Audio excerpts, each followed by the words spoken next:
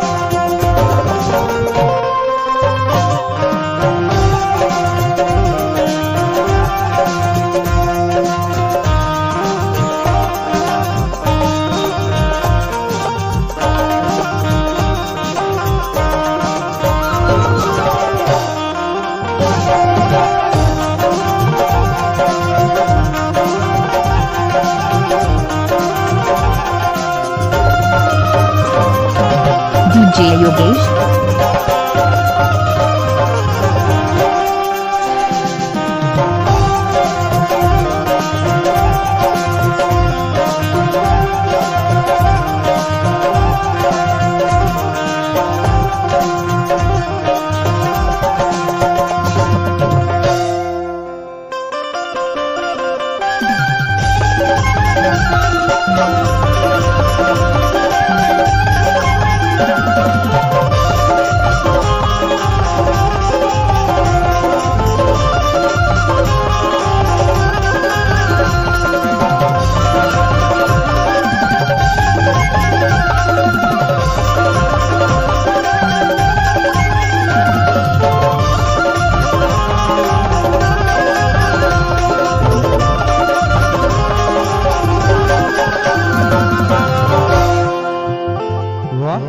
तुरी दिखत है यार। वाह कैथा तोला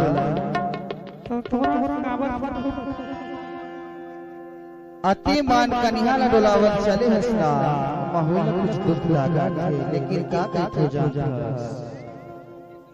कि कैसे रे गाथस मटक मटक के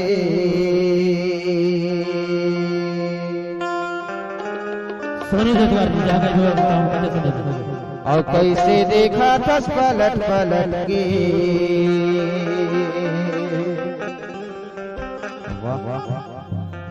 और कोनो ले ले ही शुमारे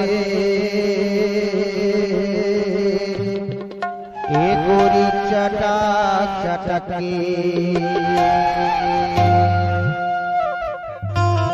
की कोनो ले ले ही चुमारे डीजे योगेश।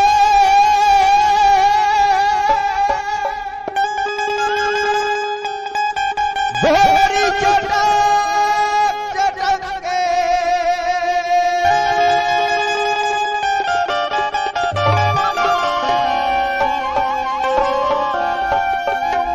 कोनो ले ही चुमारे बोरी चटक चटक के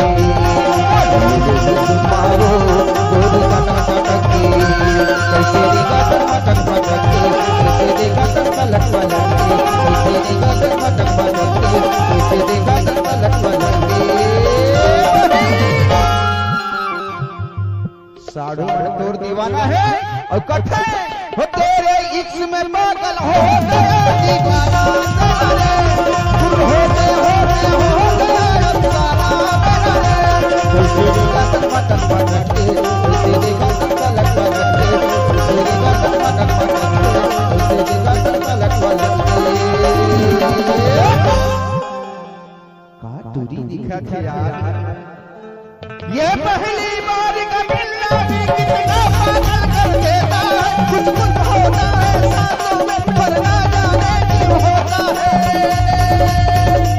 कैसे देखा पर मटक मटक के कैसे देखा पर पलट पलट के कैसे देखा पर मटक मटक के कैसे देखा पर पलट पलट के बात संतोर कमरिया ला देख के ना मोर जीव एकदम पकड़ पकड़ पकड़ बैठी बहनी धकर धकर धकर करत है वो कि कोनो ले ले ही चुम्मा वो गोरी जगत जगत के कोनो ले ले ही चुम्मा रे गोरी जगत जगत के DJ Yogesh.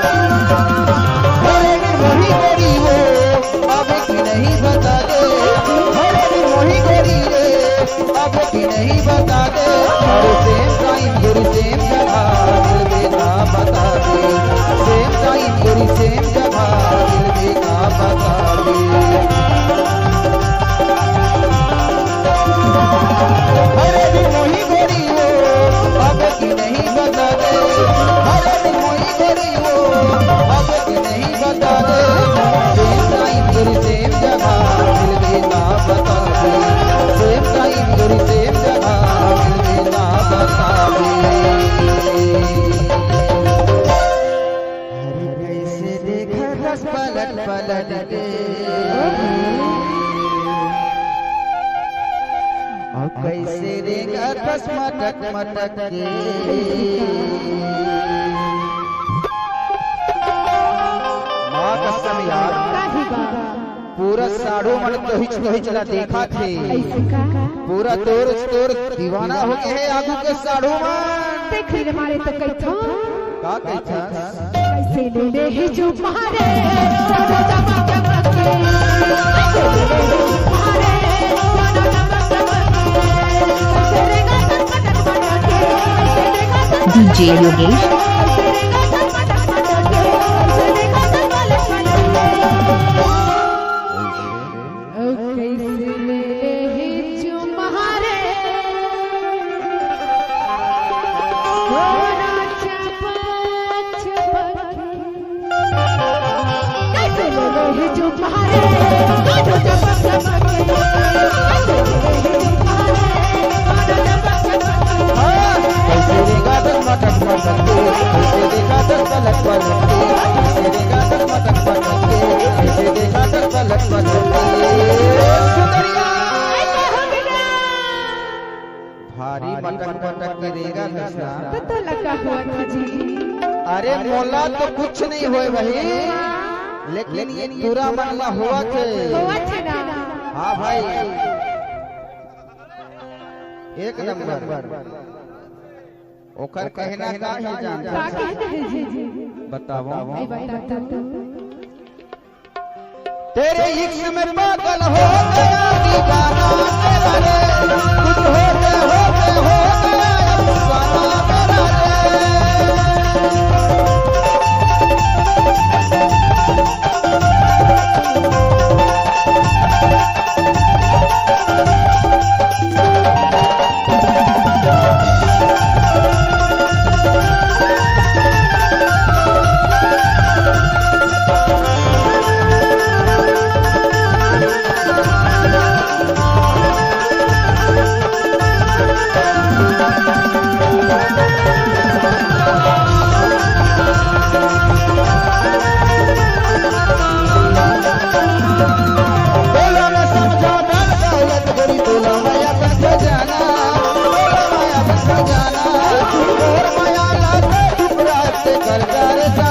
DJ Yogesh.